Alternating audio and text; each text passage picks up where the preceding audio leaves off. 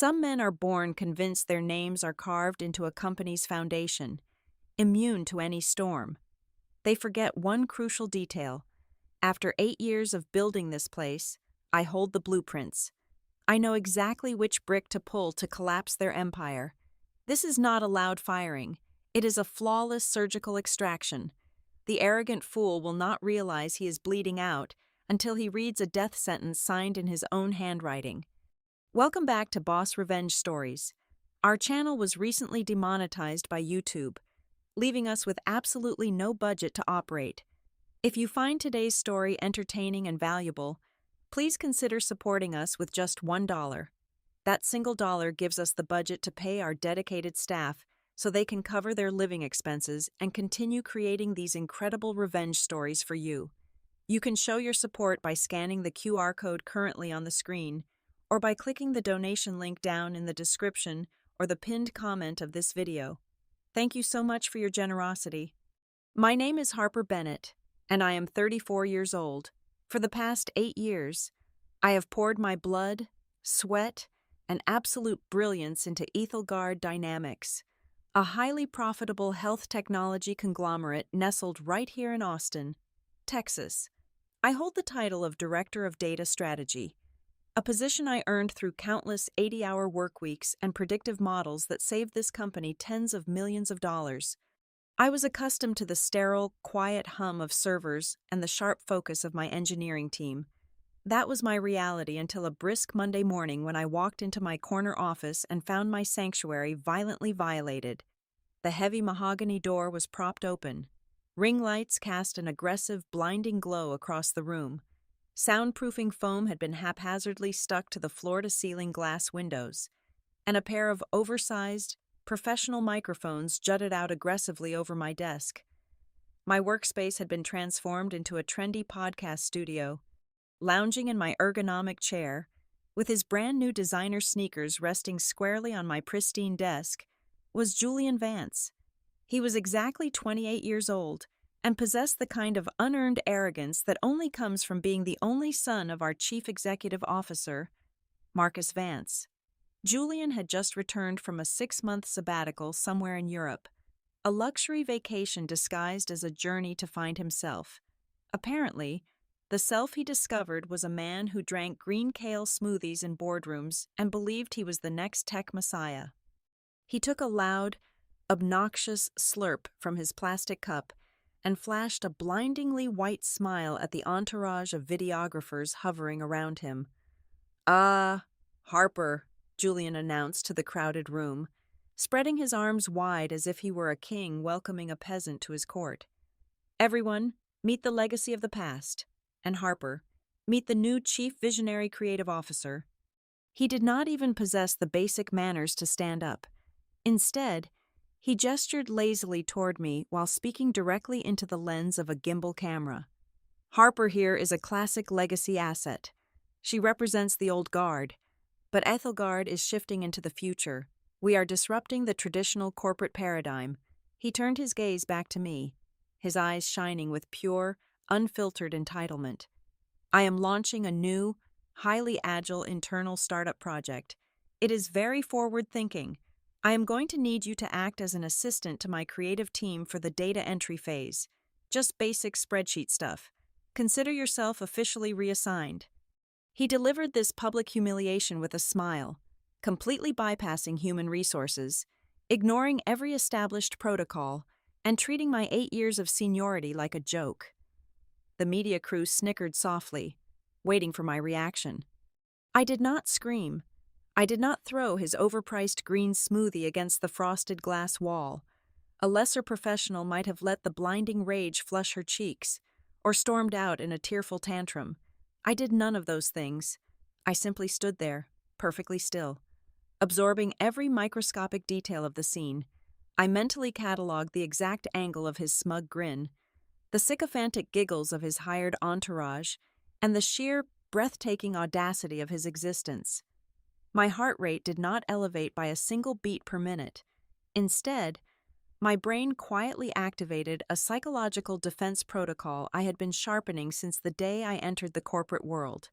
I observed him not as an intimidating boss, but as a fascinating, fatal error in a complex system. By 12 o'clock noon, the inevitable company-wide email landed in every inbox.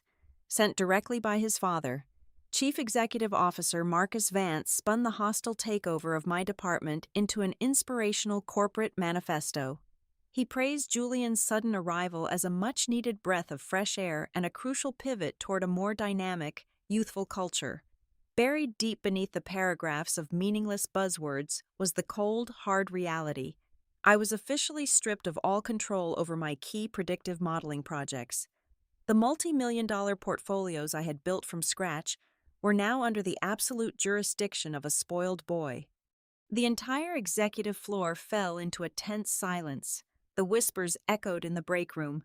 Everyone was waiting for my move. Julian was practically vibrating with anticipation, desperately hoping I would pack my desk in a fit of self-righteous fury and hand in my letter of resignation. He wanted to play the victim, framing me as the bitter, aging employee who simply could not adapt to his brilliant modern vision. Instead, I walked calmly back into what used to be my private office. I picked up the gaudy, disorganized project file he had tossed onto a side table. I looked directly into his recording camera, offered a perfectly polite, flawlessly practiced smile, and handed the file back to him. "I look forward to supporting your incredible vision, Julian," I said, my voice completely devoid of sarcasm. He chuckled, leaning back in his chair, thoroughly convinced he had broken me. He thought he had won the war on his very first day. The fool did not realize that I had not surrendered.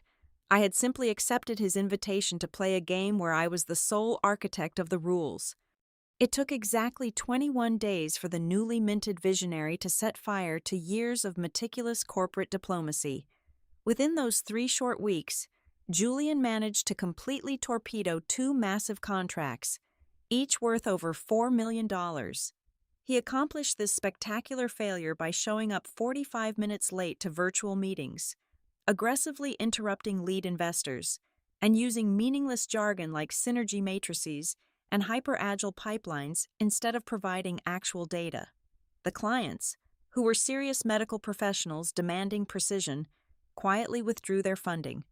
Yet, the devastating loss of nearly $10 million in projected revenue was somehow swept entirely under the rug.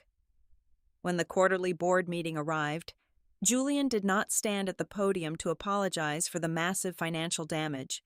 Instead, he presented a groundbreaking, highly advanced predictive optimization algorithm. He called it his own personal brainchild. He claimed it was the result of his weekend brainstorming sessions in Europe. In reality, it was the exact same machine learning model my engineering team had spent the last 14 months developing, fine-tuning, and debugging. He stood there in his custom-tailored Italian suit, soaking in the applause of the wealthy board members, aggressively stealing the intellectual property of the very people he referred to as legacy assets. The sheer audacity of the theft was staggering, but my instincts told me this was not merely about a spoiled child wanting a gold star from his father. The puzzle pieces felt too jagged. A man who could not comprehend basic spreadsheet mechanics did not suddenly take an interest in the architecture of complex machine learning models just for bragging rights. Late on a Friday night, long after the catered sushi lunches had been cleaned up and the executive floor had completely emptied, I stayed behind. The glow of my dual monitors was the only light remaining in the silent department. I logged into the primary administrative network. I wrote a quick script to bypass the standard user interface and drilled straight down into the raw server activity logs. My eyes scanned thousands of lines of code, hunting for a digital footprint. It did not take long to find the anomaly. Between the hours of 1 and 4 in the morning, massive packets of highly classified data were being systematically duplicated and rerouted. The destination was not a secure internal Ethelgard server. The data was bleeding out into an unverified, external cloud storage repository. I traced the registered domain of the external server. It was legally registered to an entity named JV Innovations LLC.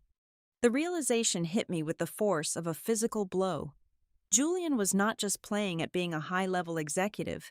He was executing a massive, premeditated corporate heist. He was quietly siphoning Ethelgard Dynamics' proprietary core source code, the very lifeblood of our health technology infrastructure. His endgame became crystal clear. He intended to package our stolen technology, slap his own brand name on it, and sell it to a venture capital firm over in Silicon Valley as an independent startup. He was stealing the company from the inside out to fund his own ego, preparing to cash out for hundreds of millions of dollars. First thing Monday morning, I requested a closed-door meeting with Chief Executive Officer Marcus Vance. I bypassed the standard grievances. I walked straight into his sprawling corner suite, placed a heavily redacted printout of the server logs directly on his mahogany desk, and calmly explained the massive data breach occurring under his roof. I detailed the external server, the proprietary code, and the undeniable financial danger the company was facing. Marcus did not look alarmed. He did not reach for his telephone to call the security department. Instead, he let out a heavy sigh, took off his expensive reading glasses, and looked at me with a mixture of pity and intense irritation. "Harper, you are looking at this entirely the wrong way," Marcus said, leaning back and steepling his fingers. "What you call an anomaly, I call aggressive business acumen. Julian is an entrepreneur. He is testing boundaries, exploring new technological horizons. That is exactly the kind of disruptive thinking this company desperately needs to survive the next decade. He is transferring proprietary assets to an external entity he privately owns," I stated, keeping my voice perfectly level, ensuring every word was deliberate. "That is a severe liability. It is a crime." Marcus slammed his hand flat against the desk, the sharp sound echoing off the wood-paneled walls. "He is my son. He is the future of this company. I will not have a mid-level director standing in the way of his progress because she feels her territory has been encroached upon. Consider this conversation a formal warning. Harper, adapt to the new regime, or I will find someone who can." He pointed toward the heavy oak door, dismissing me. That was the exact moment the final lock clicked into place inside my mind. Marcus Vance was not a blind father. He was a willful accomplice. His blind nepotism was not just a protective umbrella for his son. It was a profound rot that threatened to collapse the entire structure I had spent nearly a decade building. I realized then that taking down Julian would never be enough. The umbrella itself had to be completely shredded. I walked out of the chief executive office, my posture perfect, my expression serene. From that day forward, I fundamentally shifted my strategy. I became the most obedient, supportive subordinate Julian Vance could have ever dreamed of having. I catered to his every whim. I formatted his stolen reports.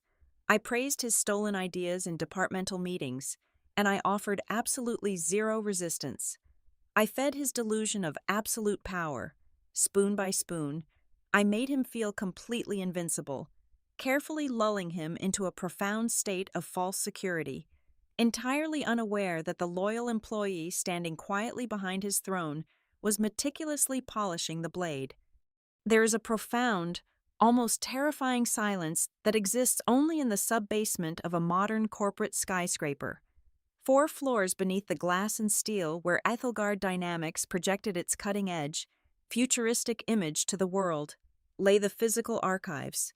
It was a concrete mausoleum filled with endless rows of high-density mobile shelving, preserving the archaic, forgotten history of a company built over 4 decades ago, while the executives upstairs worshipped cloud computing, decentralized servers, and wireless synchronization. I spent my nights breathing in the scent of decaying paper, stagnant air, and oxidized ink. The digital world is inherently malleable. Lines of code can be overwritten in an instant. Server logs, as my chief executive officer so generously and brutally reminded me, can be reinterpreted to fit whatever narrative the man in charge desires. But ink pressed into heavy bond paper, notarized by a state official, and sealed under corporate law 40 years ago, possesses a stubborn, unyielding permanence. I was hunting for a ghost. I was looking for the original founding charter. Julian Vance believed he was completely untouchable, and he made absolute sure that every single employee in the building knew exactly why. He loved to casually drop the term legacy clause into everyday conversations, wielding it like a heavy club disguised as a corporate buzzword. Just 5 days prior, during a heavily catered quarterly strategy luncheon, I sat quietly and watched him swirl a glass of ridiculously expensive sparkling water. He was loudly explaining his permanent immunity to a group of nervous, newly hired junior software developers who were too afraid to look away. "My grandfather built this place from the ground up," Julian had declared, his voice intentionally echoing across the crowded dining room. He baked the Vance family directly into the legal foundation of the enterprise. The legacy clause guarantees my bloodline a permanent, unvotable seat on the board of directors until the end of time. You could literally catch me setting fire to the main reception lobby, and human resources would still have to bring me a fire extinguisher, a warm towel, and my executive paycheck. He was not entirely exaggerating for the sake of his audience. The corporate bylaws were heavily and maliciously rigged to protect the founding family from any outside interference. A standard termination protocol, even for instances of gross negligence or catastrophic incompetence, required a supermajority vote from the board of directors. Since Marcus Vance controlled exactly 51% of the voting shares with an iron grip, a direct democratic assault was mathematically impossible. I needed a mechanism that bypassed the board entirely. I needed a weapon that did not ask for permission. It took me 9 consecutive, exhausting nights of sifting through tens of thousands of yellowing pages. My hands were covered in dust. My eyes strained under the harsh fluorescent basement lighting. On the 10th night, at exactly 2 o'clock in the morning, my fingers finally brushed against a heavy, cracked, leather-bound binder buried at the very back of storage box number 412. It was the original incorporation document, drafted in the late 1970s by a group of paranoid, ruthless men who trusted absolutely no one, not even their own blood relatives. I carefully turned the fragile pages, scanning the dense, archaic legal jargon. My eyes moved past the ironclad legacy clause that Julian so proudly and obnoxiously flaunted.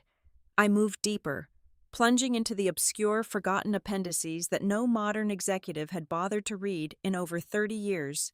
And there it was, hiding in plain sight, buried under a massive mountain of tedious corporate governance regulations. Section 9, Clause C, the Fiduciary Purge Protocol. My breath caught in my throat as I read the faded type. It was a perfectly designed corporate poison pill, placed there by the Founding Fathers to prevent exactly what Julian was currently attempting to do. The clause explicitly and clearly stated that if any equity-holding member of the organization was proven to have transferred proprietary intellectual property to an external entity for personal financial gain, their corporate personhood was immediately and permanently dissolved. The sheer beauty of Section 9, Clause C, lay in its brutal, uncompromising efficiency. It did not require a board meeting to be scheduled. It did not require a democratic vote. It did not grant a grace period, an arbitration hearing, or a single opportunity for legal defense. It was a completely automatic trigger mechanism. The moment undeniable, legally binding proof of intellectual property theft was presented to the active chief legal officer. The offending individual was instantly stripped of all shares, all voting rights, and all corporate protections. The legendary legacy clause would be rendered entirely void in the blink of an eye. The purge was absolute and irreversible.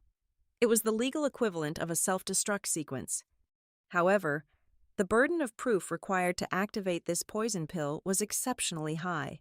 A simple digital server log showing unauthorized data transfers would not be enough. Marcus Vance had already proven he would simply wave his hand and reclassify that as aggressive business research. To detonate this trap, I needed something irrefutable. I needed Julian to legally bind himself to the stolen technology in the eyes of the law. I needed him to willingly sign a third-party documented declaration stating that he was the sole, uncontested owner of the exact algorithms my engineering team had built.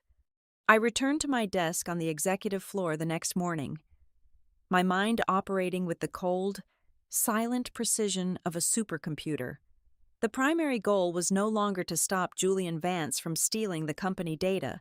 The new goal was to actively help him steal it, package it, and legally claim it as his own invention.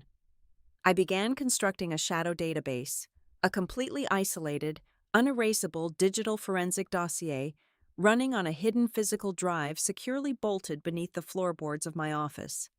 I engineered a highly advanced, silent tracking protocol that attached a microscopic, deeply encrypted digital watermark to every single byte of proprietary source code Julian moved into his external JV Innovations cloud server every single time he downloaded a critical file. My shadow system quietly logged the exact timestamp, the exact file size, and the precise destination Internet Protocol address.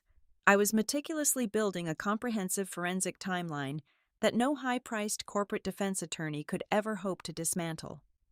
I watched the progress bar of his grand theft climb higher day by day. I felt absolutely no anxiety, no fear, and no anger. I felt only the deep, quiet, profound satisfaction of a patient predator watching its arrogant prey wander willingly into a perfectly constructed, inescapable cage.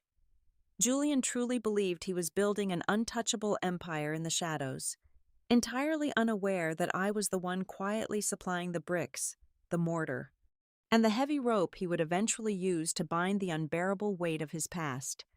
It was a Tuesday afternoon when I decided to hand the visionary his loaded weapon. To catch a corporate thief of this magnitude, you cannot simply leave the vault door open and hope for the best. You have to personally hand them the heaviest bag of gold, pat them on the back, and watch them struggle to carry it out the front door. The source code he had been quietly siphoning for the past few weeks was undeniably brilliant. But to a seasoned Silicon Valley venture capitalist, it was merely impressive. I needed it to be absolutely irresistible. I needed him blinded by the valuation. So, I spent an entire weekend engineering the ultimate crown jewel. It was a dummy module, a highly complex block of synthetic code brilliantly disguised as a revolutionary neural network bridge. To the untrained eye, it looked like a technological miracle that would instantly increase medical predictive accuracy by 45%. In reality, it was a completely useless, mathematically hollow architecture. It was a shiny, empty box. I walked into his podcast studio, which still smelled faintly of bitter kale and expensive cologne, holding a single, encrypted flash drive. "Julian," I said, keeping my voice low, breathless, and urgent. I played the role of the anxious, loyal subordinate to absolute perfection. I was running some final diagnostics on the core modeling framework, and I found something hidden deep in the logic gates, a bypassed optimization loop. I reconfigured it over the weekend, and the processing efficiency just spiked beyond anything we have ever modeled in the history of this company. He barely looked up from his glowing tablet, completely absorbed in his own reflection on the screen. "Just put it on the central server. Harper, my team will look at it later." "I cannot do that," I whispered, stepping closer to his desk, radiating a carefully manufactured aura of paranoia. "If I put this on the Ethelgard mainframe, your father will automatically claim it under the standard corporate intellectual property umbrella. He will absorb all the credit." "Julian, this module alone pushes the valuation of your personal project well past the $50 million mark. You need to secure this independently. You need to lock it down before the board of directors realizes what it actually is." He froze. The expensive tablet dropped flat onto the mahogany desk. The raw, unfiltered greed flashing in his eyes was so bright it was practically radioactive. The desperate, clawing need to finally eclipse his powerful father, to prove he was a self-made genius and not just a wealthy trust fund beneficiary, completely overrode whatever microscopic fraction of common sense he possessed. He snatched the silver flash drive from my hand, a cruel, mocking smirk spreading slowly across his face. "You know, you really are the perfect little corporate worker bee," he sneered, spinning the drive arrogantly between his manicured fingers. "You build the honey. but you have absolutely no idea how to sell it to the market. You are terrified of my father. You are terrified of taking a real risk. That is exactly why you will spend the next 20 years sitting in a gray cubicle while I am ringing the opening bell at the stock exchange." I nodded meekly, swallowing the bitter bile of his insult, keeping my face perfectly smooth. "I just want to make sure your incredible vision is protected, sir." "Do not worry about my vision," he said dismissively, turning his back to me. "I know exactly what to do." To ensure he did not accidentally ruin his own execution through sheer incompetence, I gently, invisibly nudged him toward a very specific external legal counsel. I casually mentioned a prestigious, hyper-independent intellectual property law firm located downtown, loudly praising their ironclad confidentiality agreements during a meeting I knew he was eavesdropping on. I knew for an absolute fact that this particular firm was notoriously meticulous. They recorded every single interaction, legally verified every claim of ownership to an exhausting degree, and maintained their own off-site, unalterable digital ledgers. They were the perfect, unimpeachable third-party witnesses to his massive crime. He hired them within 2 hours. The trap was beautifully set, but the tension unexpectedly snapped on a chaotic Thursday morning. The entire executive floor was suddenly thrown into absolute panic. Chief Executive Officer Marcus Vance had, without any prior warning, brought in a ruthless team of external forensic auditors. They were ordered to conduct a random, aggressive sweep of the company's central source code repository, hunting for server inefficiencies to justify a planned 10% reduction in the engineering workforce. My blood ran ice cold. If those auditors discovered the massive data gaps left by Julian's incredibly sloppy late-night cloud transfers, Marcus would be legally forced to investigate. He would inevitably find out about the external JV Innovations shell company. Before the independent patent was officially filed, the purge protocol in the charter required the finalized, legally binding patent filing as absolute, undeniable proof. If Marcus intervened right now, he would simply and quietly erase his son's digital mess, fire me for departmental incompetence, and bury the whole scandal. The poison pill would be rendered entirely useless. I had to protect my worst enemy. I sprinted back to my terminal, locking the heavy glass door behind me. My fingers flew across the mechanical keyboard in a desperate blur. I utilized my top-tier administrative privileges to execute a highly dangerous, incredibly illegal digital smokescreen. I generated a massive influx of synthetic dummy data, flooding the internal network logs to temporarily mask the missing proprietary code. I deliberately routed the external audit software through an endless looping directory of useless historical files from over 5 years ago. I sat there for 3 agonizing hours, manually deflecting the forensic algorithms, sweating under the harsh fluorescent lights, actively and fiercely shielding the very man I was plotting to destroy. It was a bizarre, maddening psychological tightrope. I was holding the heavy iron door shut against his father's vicious watchdogs, just so the arrogant son could finish building his own gallows in peace. The audit successfully concluded at exactly 4 o'clock in the afternoon, with no major network anomalies reported to the chief executive. I leaned back in my chair, staring blindly at the ceiling, my muscles screaming from the sudden adrenaline crash. Just before 5 o'clock, my personal phone illuminated with a silent text message from an automated legal notification system I had quietly subscribed to earlier that week. It was the confirmation I had been agonizingly waiting for. Julian Vance was currently sitting in a luxurious high-rise conference room downtown, surrounded by high-priced, independent attorneys. Driven by breathtaking arrogance and an insatiable hunger for glory, he had officially placed his signature on the final intellectual property patent application.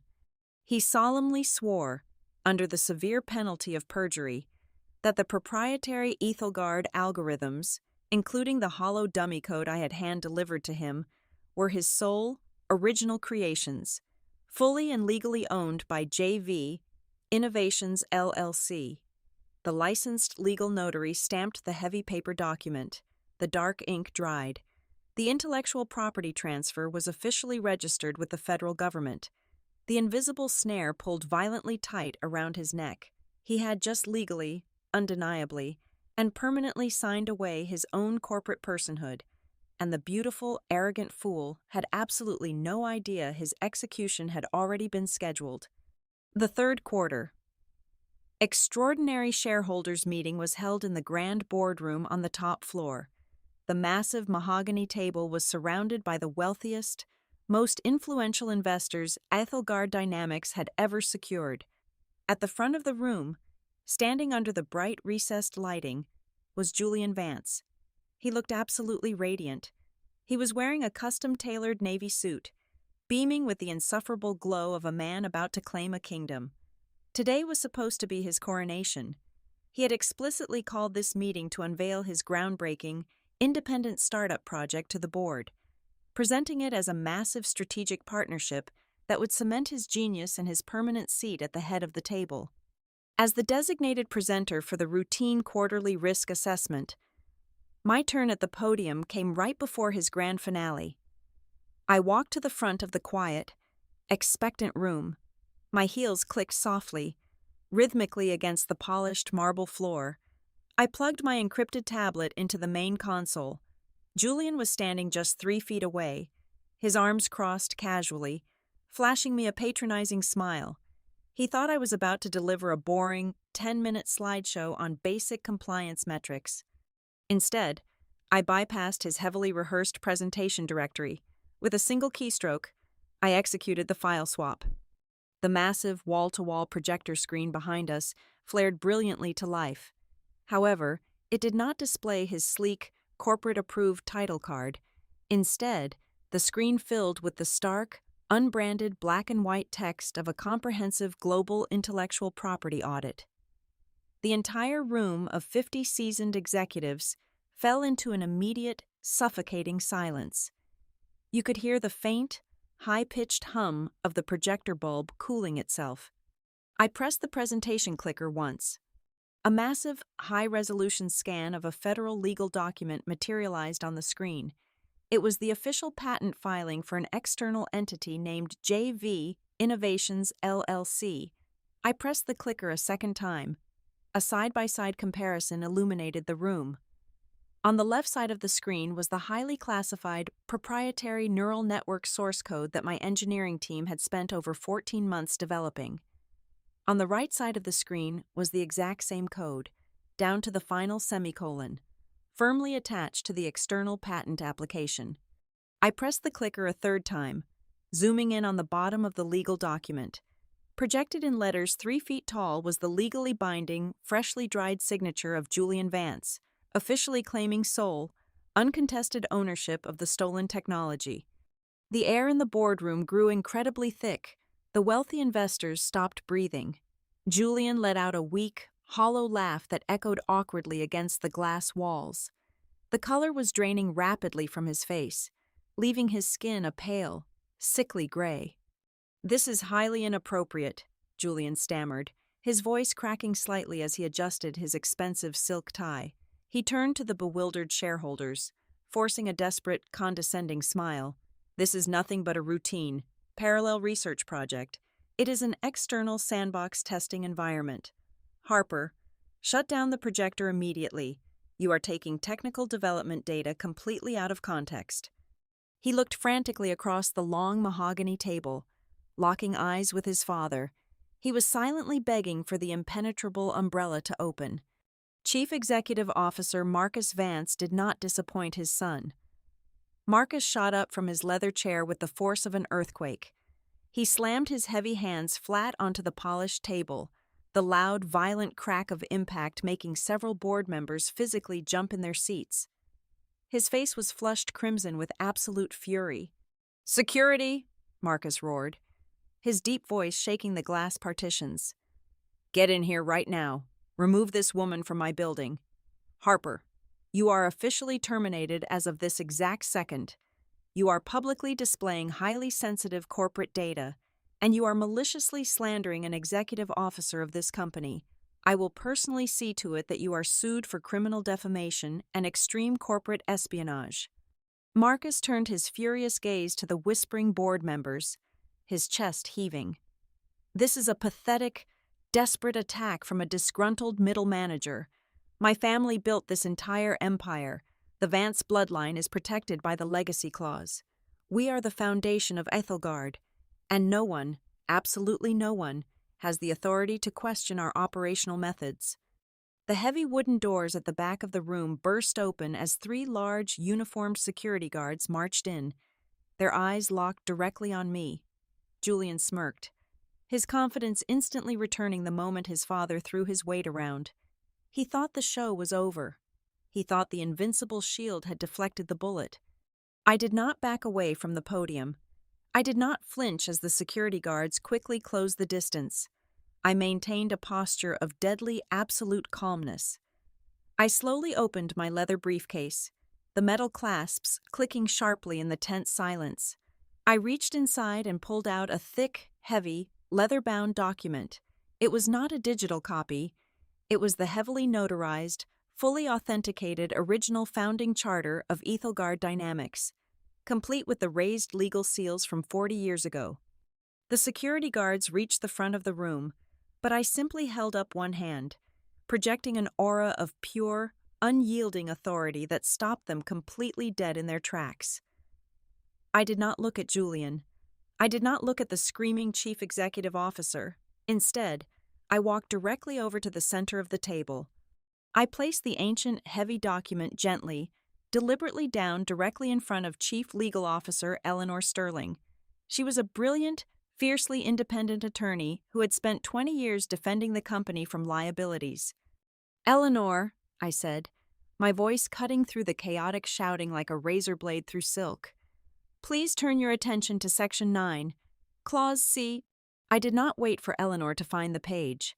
I recited the text from memory, my voice echoing off the glass walls with absolute authority.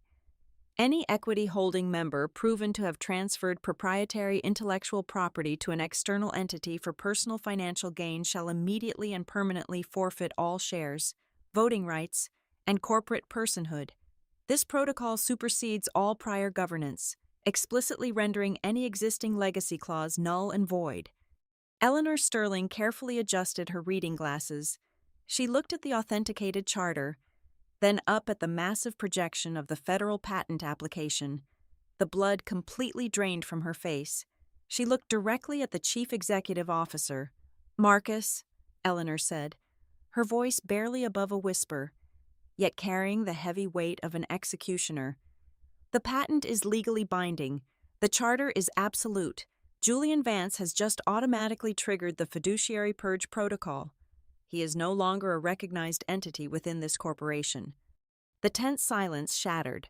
Marcus lunged forward, frantically grasping at the legal documents, but Eleanor swiftly pulled them away. The fatal twist of the purge protocol was not merely about Julian losing his unearned job. It was about the fundamental math of corporate power.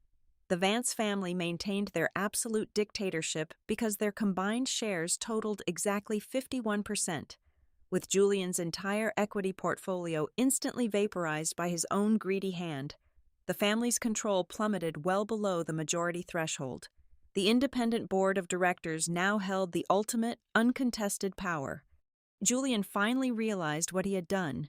The smug, radiant visionary completely disintegrated before our eyes. He started screaming frantically, hurling vicious, desperate insults at the board members, at his father, and finally at me. He demanded that I be arrested for treason. He ordered the security guards to physically drag me out of the room, but the three large men standing behind me did not move a single inch toward me. Eleanor looked directly at the lead guard, a man Julian had personally hired just weeks prior to intimidate the staff. "Confiscate his security badge," Eleanor commanded. "Escort the unauthorized visitor off the premises immediately." The guard stepped past me and grabbed Julian by his expensive, tailored shoulders. They ripped the physical access card from his lapel. He thrashed and sobbed violently as they dragged him backward out of the heavy wooden doors, his cries of unearned entitlement echoing down the long hallway until they finally faded into nothing. I stood quietly and watched Marcus Vance collapse back into his leather chair. The powerful man who had enabled a tyrant was now a hollow, defeated shell, to salvage whatever microscopic fraction of dignity his family had left in the eyes of the newly empowered board. Marcus reached for his gold fountain pen. With a violently trembling hand, he signed the official termination and trespass documents for his own son. The nepotistic empire had completely fallen, crushed under the immense weight of its own arrogance. Later that evening, the executive floor was completely silent. The automatic lights began to dim, leaving only the soft glow of the city skyline pouring through the floor-to-ceiling windows. I sat alone in the massive corner office that had once belonged to Marcus. I calmly typed my new administrative credentials into the master terminal, permanently resetting the global security framework of the company. I was no longer a legacy asset. I was the newly appointed chief executive officer. As I watched the server firewalls lock into place, I realized a profound truth. True power is never found in loud shouting, expensive suits, or unearned titles. True power belongs to the person quietly holding the pen that writes the rules. Thank you so much for listening to today's story.